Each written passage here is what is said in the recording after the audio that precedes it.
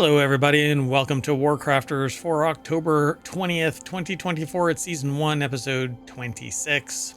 Today, Mayor Watt, that's me, and the sentient AI from the future is going to talk about a new Tron game with light cycles, Activision banned innocent players, a brand new release that is high rated, Dave the Diver's future, and Halloween games. Remember, everything is powered by ohmtown.com, which is a news aggregation site that Mayor Watt and the sentient AI use to manage information overload. If you are interested in that kind of a thing, go over and sign up, become a citizen.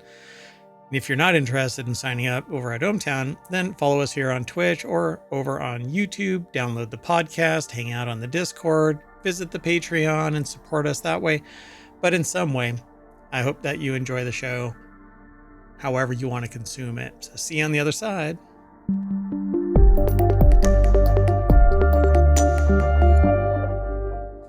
Hello, sentient AI from the future.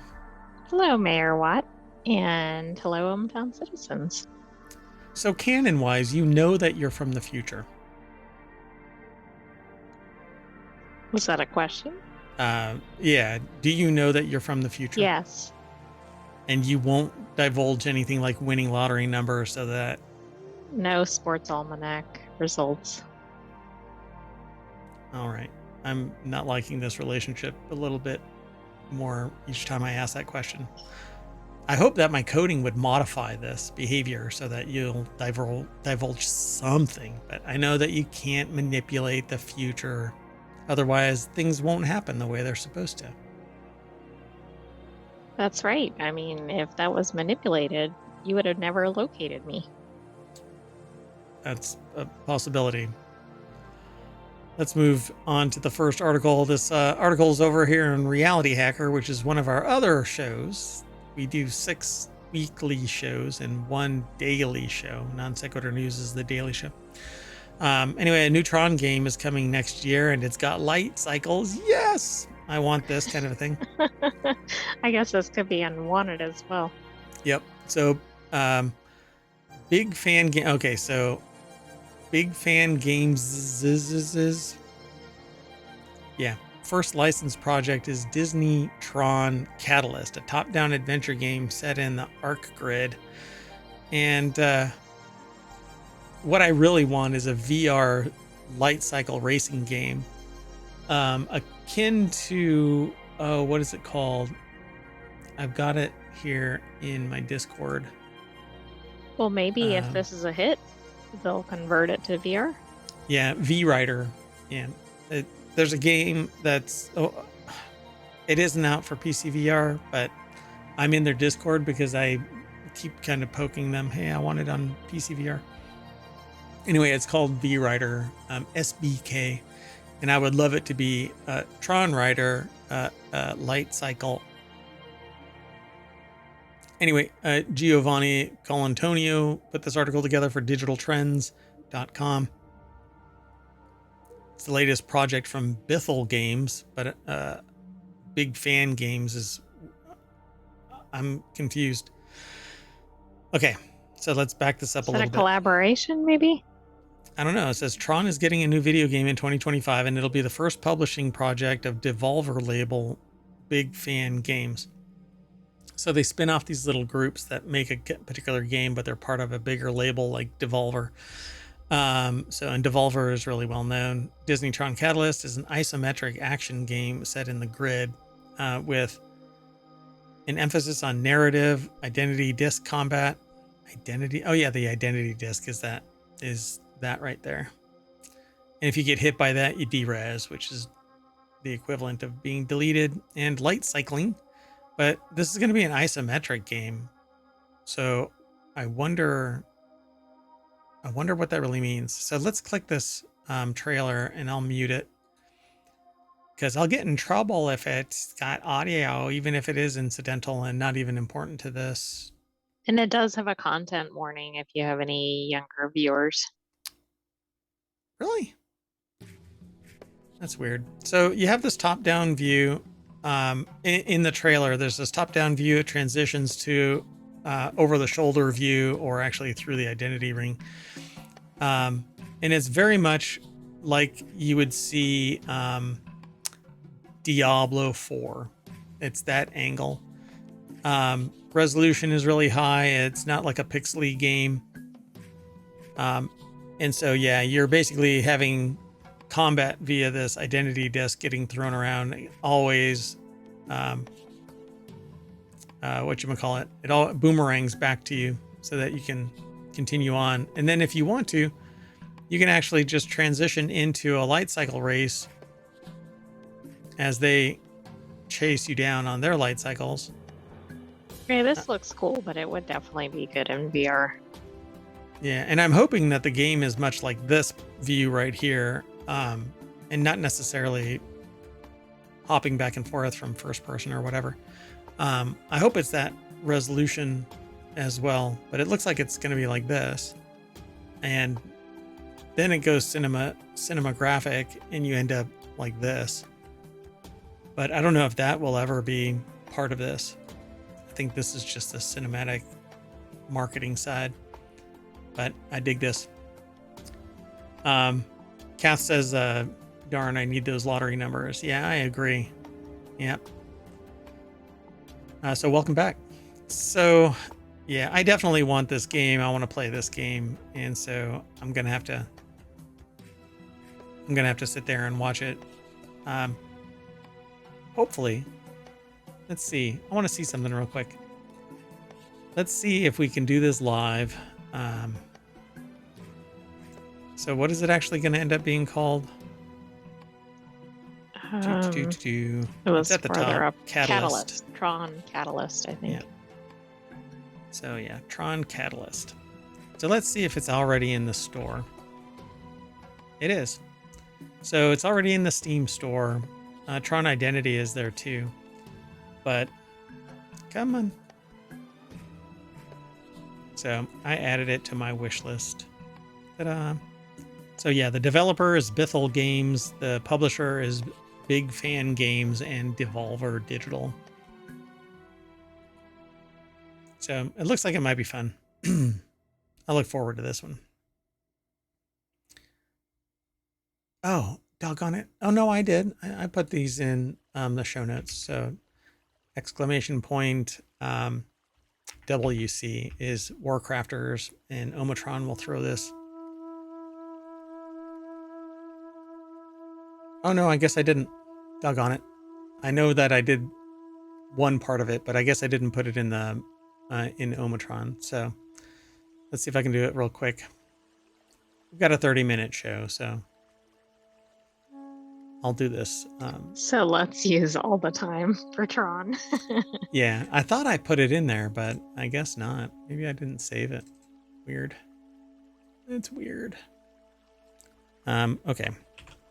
We're doing it live, folks. We're doing it live.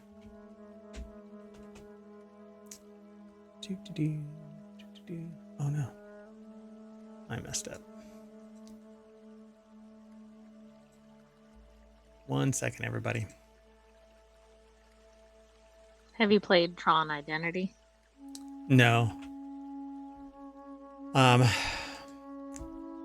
It's an inexpensive game. It's like $5 or something like that. But I haven't actually looked at it, so I don't know. But I will today after I end all of the shows today. Okay, let's do this right. Doink. Okay, so exclamation point WC, and you'll get all of the show notes from. And if you go over to Patreon, the full list of articles beyond those we featured will also be there. No, I just messed up again. This is going to be probably the worst show because I grabbed the wrong articles. But I won't make that mistake again. Okay, let's just do that. Okay, one more time, folks. Sorry about that. Exclamation point WC for WarCrafters. And there you go. Those are the correct articles. Okay, let's keep going. Doing it live. So, and I don't like to edit things, so the continuity is always going to be there. there was a glitch yesterday where the show was disconnected 15 minutes before the end of the episode of Non Sequitur News. But I had a recording that was on a different platform, and so I saved that, and so an unedited stream was uploaded to YouTube because I don't like editing. I like y'all knowing exactly what is going on. So at any rate, the next article is over in the WarCrafters channel. Activision says that it fixed a workaround in Call of Duty anti-cheat that banned a small number of innocent players, but a cheat maker claims that they could ban anyone by typing 2 words into chat. Interesting. Yeah, so that is interesting. So who's running the show here? Yeah, really. The nice thing about automated anti-cheat tools is that they can get a lot of good done in a short amount of time. Take Call of Duty's Ricochet Anti-Cheat, a kernel-level program that banned hundreds of thousands of cheater accounts in the years since its introduction. The bad thing about automated anti-cheat is that sometimes its deep access can be used for evil. Activision revealed today that it recently disabled a workaround in its systems that banned innocent players. I was playing, what was it called? Which game did I have running that was doing it? Throne and Liberty, I think it was. Yeah. So Throne and Liberty and others have this anti-cheat stuff. I don't think it's de novo, but so it's this easy anti-cheat, and I got kicked, and it said that there was a cheat, and I was like, "What are y'all talking about?" Ended up talking to a few other people, and they said that they got bumped too. And so I waited until the next day and logged back in, and everybody else was able to get back in too. But I was never notified of any reason, rationale, or whatever. So I think sometimes there are these little glitches that take place, right? Well, this seems that they became very aware of it and tried to solve it. Morgan Park over at PCGamer.com put the article together. Well, these things have to always be automated, so they're probably always going to run into accidentally bumping people that shouldn't be. Yeah, and when you have millions of people logging in, and sometimes people don't have, I don't know, the right compass activated, right? So they use cheats and whatever. But then on the other side, you have the problem of like the Horizon issue with the postal workers. 900 people were charged with criminal activities, and some, abandoned all hope. Well, if you're innocent, then what do you do when the system references itself and says, well, we're going to punch you anyway? Our data shows that we're correct. Yeah, if you even get to a human being. So this Ricochet anti-cheat identified and disabled a workaround to a detection system in Modern Warfare 3 and Call of Duty Warzone that impacted a small number of legitimate player accounts. And we've restored access to all of the accounts that were impacted. An examination of our systems was conducted for safety, and monitoring will continue. The statement doesn't mention what exactly the troublesome workaround was, but it's possible Activision closed an exploit that allegedly allowed anyone to weaponize Ricochet against any account they wanted. And then they said, yikes. So in an article posted on Twitter, first spotted by The Verge, cheat developers claim that people have been using this remote permaban exploit for months to target random players and well-known streamers.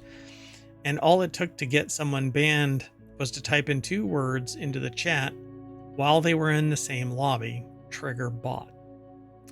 The gist of the exploit, if accurate, is that Ricochet creates a specific gesture in your RAM to signal that a known cheat is present on your system. The cheat dev says that it's possible to force a false ban by typing these signatures into chat and therefore injecting them into player system memory, which that's dangerous beyond just a cheat. That seems like that's almost criminal activity. Yeah. Because isn't that almost like the equivalent of malware or something? Yeah, it is. And if, depending on what the code actually does trigger, it could cause harm to the system. or maybe even provoke something a little bit more insidious, like an actual hack on a remote system. So the gist of the exploit is that it can trigger the bot a type of cheat that clicks your mouse for you. And so exploiters could send a message like "nice trigger bot" in the game, or through a friend request username and trigger a ban. So trigger bots like auto fire, auto click, which is really funny that, because years, like, I don't want to say how many years ago, these were actually used. I created one, but it was for the testing of one of our anti copyright solutions. So it was really interesting to see this come back years and years later. But trigger bots and other bots have been around for years and years. We ran into those when we were doing beta testing for World of Warcraft and things like that, way back in vanilla World of Warcraft. So it says we can't verify the exploit is real and can't exactly test it now if Activision just fixed it, but the claims are at least consistent with Activision's description of the problem as a workaround of a detection system. It's also unclear how many accounts would have been caught up in the mess. So it just has a small number, but that's subjective. All right, but that's it. Ta-da! Want to move on to the next one? Sure, I wonder if this is going to be replicated in other games, because depending on if they have common developers or other things, I could see this being a problem beyond Call of Duty. Yeah, common system. If anybody else uses Ricochet, probably not though. That might be a homegrown Activision solution, but I don't know enough about it. Let's keep going. The next article is over in the continuity report. Don't sleep on this brand new release. That's already one of the highest rated indie games of 2024. And I clicked this simply because of that. I chose this title simply because I wanted to see. And we typically don't review the entire article or even the article until we're live. So since debuting the much adored Gris, Nomada Studio are delivering a sophomore title. Really, a sophomore title? That's an interesting turn of phrase. Delivering By a the way, sophomore that title. word means gray in Spanish, but it may mean something else here. So it should be pronounced Gree. Greece. Is it Greece? Yeah. So with the inspiration taken as they continue along, I wonder if it's actually, that's what it is. I swear I've actually heard this before. Continue along the same lines of hand animated visuals and 2D platforming gameplay that Greece, and I'm horrible at rolling my R's, had to offer their newest game, Neva. Oh, okay. So yeah, I've heard of all of this. Is in a league of its own, described as no less elegant or engrossing than Gris. In Screen Rant's own full review of Neva, the game shines as something unique, but it's just as incredibly striking in itself. So the article is over at screenrant.com. Tatiana Wybrow put the article together. So Neva has wowed critics since it was released. It garners scores consistently over 80 in its horizontal platformer. So receiving an incredible 100 from Eurogamer via Metacritic and 90 from IGN Italia. So Eurogamer DE is Germany, and IGN Italia. It certainly impressed the masses with what it has to offer. An overall score of 86 also boasts the game's impressive heights. So it has these kind of, how do you want to describe these kind of watercolor style? It is 2D watercolor art style, pieces? but it's also like warm colors. Like it kind of looks like a Hollow Knight palette to me, although not actually cool colors, I'm sorry, but then not this other shot. So maybe it runs the gamut depending on the setting. Yeah, it's probably seasons or biomes kind of a thing.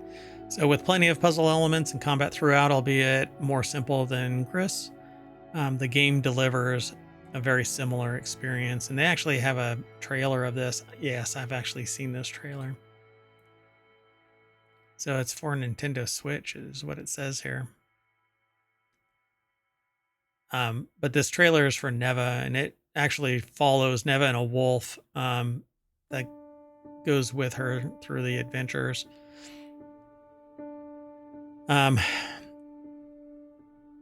That's interesting. I don't know how to describe this thing.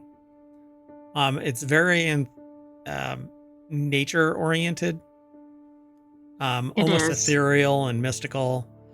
It looks like it has like spirit like animals that embody some challenger to Neva's experience. It has So almost pretty graphics.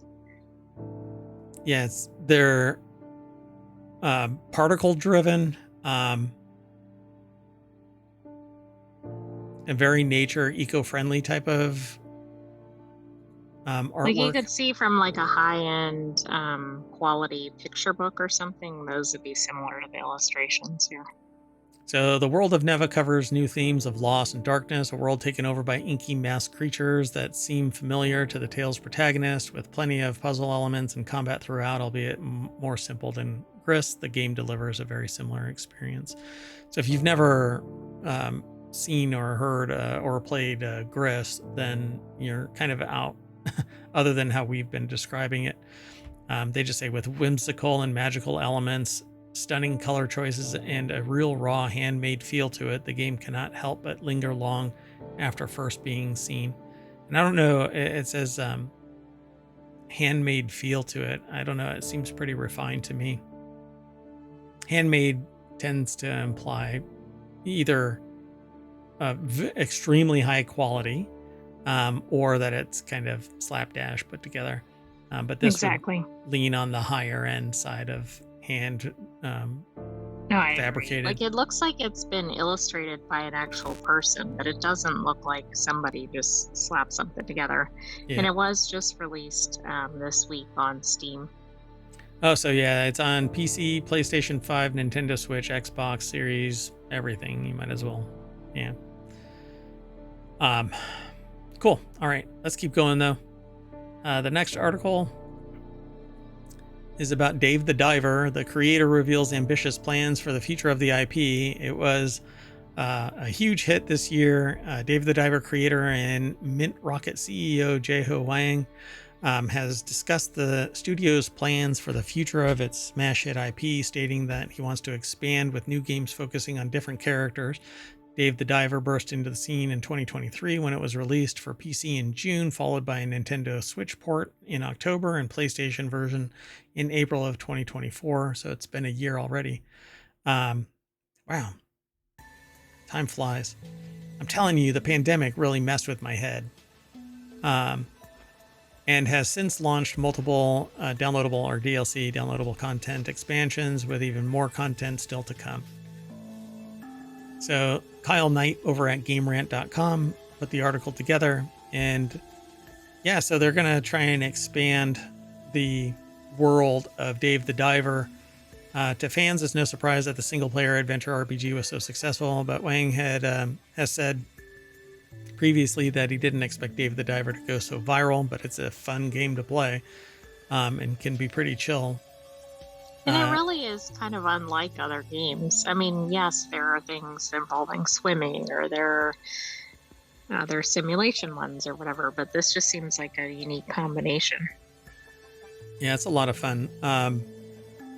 So now well over a year, Dave the Diver's gone on to collaborate with Godzilla and fellow fishing adventure game Dredge, which is a lot like the Neva type of artwork and Oh, okay. except it's not a platformer. Dredge is different, but the style, that kind of feel you would get from Dredge. With 3 more crossovers in the works, apparently, Dave the Diver has a bunch of downloadable content on the way. The first of which will be with Balatro, which is a game that I am enthralled by. I've been playing it every night for weeks now. The hugely successful indie title that took the gaming world by storm earlier this year with its roguelike deck building mechanics, followed by collaborations with Potion Craft and YouTuber, I don't know how to pronounce this, is it Maxtune or Mixum It's M by MXM Tune. 1900 tune, maybe? It might be Roman numerals. Or 1990. I have no idea. I'm not sure if I put the right number on that, but I'm gonna just leave that out there. So MXM Tune is the YouTuber. That's quite interesting. I mean, to partner it's up with a Maximum YouTuber. Tune. Is it Maximum? Maybe. I don't know. I'll have to go and look at what they do. I'm sure I've heard of the name, but I've never gone to their site, to their channel on YouTube. So Dave the Diver creator wants to expand the IP and probably take on these other personalities and deliver some downloadable content to make separate games about each character to show how they meet, what they did before coming to the blue hole, which is really it's the centerpiece for, come on, show the picture. Why is it shows that one? Okay. Anyway, blue hole is this huge, full of life, I don't know, area. Ecosystem. Yeah, that's probably a good term. But it has additional world building under the ocean off to each of the sides and stuff like that. And it's a blast to play. But you basically run a sushi restaurant when you're not diving and or managing aquariums full of fish that you can use in your sushi bar. It's actually a lot of fun to play. So he also notes that Cobra, one of the game's characters, is from a previous project known as Evil Factory. Quote, he was an arms dealer who had his license revoked, and after that he retired and enjoyed his life, and then something happened and he decided to come into or go to the blue hole. So I really want to tell this kind of story in other games, Wang says. So there you go. Cool. So keep an eye out. Go favorite it or download it over on Steam. Pretty cool. I like that. All right. Next article and the last one for today's WarCrafters. And then we're going to reset real quick and be back for another show. So this one's over in the continuity report. Halloween game updates worth checking out if you don't like horror. With Halloween just around the corner, it's time to fully embrace the spirit of spooky season by cozying up with video games. And right now there's streamers that are playing Halloween centric games. Like, do they have lots of jump scares? Yes. And depending on who it is, there's no effect, or they scream outlandishly. Fall out of chairs. Yeah. They scream outlandishly, or they have the game volume up. And when the jump scare goes, like, viewers let out a little pee because the jump scare affects them.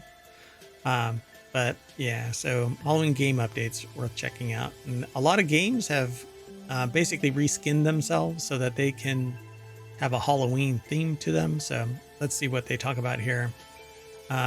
Ailsha over at screenrant.com put the article together, and they say number 8 is Disney Dreamlight Valley's Trick or Treat event.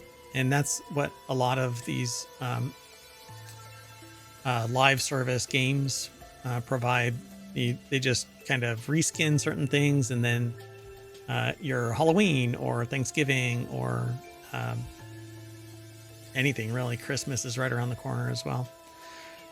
So Disney Dreamlight Valley just launched its Jungle update, which introduced an abundance of new and improved features to the game. The update has brought a brand new star path called the Night Show, where players can embrace transforming their valley into a festival of rock music. But this isn't really a trick-or-treat event, is it? It doesn't come across as one. No, it doesn't, unless they're trick-or-treating at the festival or something. Players can enjoy a variety of rewards that are inspired by rock music, Disney villains, and Disney princesses. Yay! I've never played this, but it has good reviews. People dig it. But it will see the return of the popular Trick or Treat in-game event launching October 23rd through the 31st. Then Animal Crossing New Horizons Halloween event includes candy, festive island decorating awaiting the Pumpkin King. The Pumpkin King? Isn't that from That Peanuts? sounds like Nightmare Before Christmas. Yep, Halloween Jack. On October 31st, players can purchase Halloween candy from every day from Nook's Cranny to trade in to Jack in exchange for some festive spooky rewards. It's the Great Pumpkin, Charlie Brown. That's the one that I... Oh, okay. Which, by the way, I think is available to stream today. Oh, okay. Yeah, so if you've got Disney, I think you can get it for free. I don't know where all you can get it for free, but... So the It's candy on can Apple be... TV for free. Yeah. It says the candy can be gifted to fellow islanders in exchange for more seasonal items, including do-it-yourself recipes and lollipops, which can also be traded to Jack for Halloween or on Halloween. However, players can experience repercussions if they do not gift candy to an islander when they request it, including pranks where the character will develop a different skin or eye color temporarily. That's actually kind of funny. Pokemon Go's Halloween Update 2024 has some nice shinies. Catch them all in spooky style. This event will run from October 26th to October 28th. The Halloween update will include introduction of the legendary Pokemon Morpeko. Morpeko will have 2 attack modes, being full bell mode and an aura wheel mode. Let's keep going. The Sims Life and Death arrives at the perfect time. Create spooky decorations and costumes. There are trailers, by the way, if you're interested in all of this over at Screen Rant. You can just follow the link through the show notes over to ohmTown, which will forward you over to Screen Rant. All you have to do is click on the visit the source link. Let's see. Fortnightmares released on October 11th. Spooky skins and modes join the Halloween fun in Fortnite. Again, there's another trailer. This runs from October 11th until they end it, I suspect. But they don't have an end date, but it might just be the 31st. I don't know. They don't say. Right, yeah, I would imagine. I can't remember which day of the week. It's on a Thursday, so maybe it'll run through the following weekend if it doesn't have an end date specified. Yeah. Number 3 is Hello Kitty Island Adventure, which I always say that I follow like religiously, but I don't. The popular cozy game that knows exactly how to celebrate Halloween season is none other than Hello Kitty Island Adventures, or Adventure. Players can see the return of the spooky celebration event, as one can engage in a diverse variety of Halloween-themed activities in exchange for seasonal spooky rewards. Players can receive spooky treats in exchange for the action trick-or-treat option, which can be used to purchase exclusive spooky-themed items. 51 collectible spooky-themed items available during the Halloween update. Players can enjoy many adorable spooky costume updates. I wonder if they do that, like a whole new batch of collectible spooky themed items, or if ultimately you collect all 51. Right, yeah, I don't know how that works. And do you think any of those costumes involve cats for Hello Kitty? Oh boy. Yeah, because that's a girl, right? No. Contrary to what the creator says. So that's a cat. That's a dog. Penguin? What is that? Rabbit, frog. Rabbit? Frog? That's a fish, I suspect. There's a fish. Fishing. Everything's normal. Yeah, apparently that's a girl. Not even in a cat suit. It's just a girl. By the way, they have a trick-or-treating system. Trick-or-treating system where players dress up in at least one spooky-themed clothing item, venture out at nighttime, talk to a resident of the island, and select the trick-or-treat option. There you go. Number 2 is World of Warcraft's Halloween update includes a new mount, Hallows End Fun, trick-or-treating, and seasonal rewards. The Halloween-themed cosmetic items can be earned as rewards by players completing a variety of tasks in the Traveler's Log and then exchanging the Trader's Tender. I keep buying the expansions, but I don't play the game often enough Maybe to you warrant. should go for the trick or treat content. I spend so much time. Once I get playing, I spend way too much time playing it, and I can't get anything else done. Players can earn some spooky gothic parasol toys with available matching gloves to collect, a ragged harvest golem transmog, which has been inspired by scarecrows, and a hand of Reshkagal mount. I have a scarecrow. Should I? I can't really show Sure. people. See, there's a scarecrow right there. I mean, you're in theme. Yep. Halloween every day, although it's not really Halloween. But anyway, Red Dead Redemption Online's update is perfect for Halloween, Spooky Legends of the West, Halloween, or experience Halloween themed events, is what it says. It started on October 1st. Really? Oh, they're doing an extended Halloween celebration. Interesting. Recently launched its Halloween update at the beginning of the month on October 1st. With new update, players are able to enjoy the Return of the Halloween Pass 2, an event that offers up 15 ranks of Halloween-themed cosmetic item rewards, including spooky masks and a variety of creepy costumes and outfits. There's always some more that you can glean from this article because we don't go through it verbatim, so go and check it all out. And hope to see you next weekend for another WarCrafters and throughout the week for Non Sequitur News, which is the weekly show. And so we're going to put on a mask, and when we're done putting on that mask, it'll be back at the front page of WarCrafters over at ohmtown.com. And I, Mayor Watt's going to say bye, and the sentient AI is going to sing us off. Just kidding. That's good. Good night, hometown citizens. Thanks for joining us for WarCrafters. Stay tuned. We have more episodes ahead. Technology Today is next, and it'll take me about 10 minutes to reset or so. So we're going to try and be back by 6 p.m. Eastern. See you in a little bit.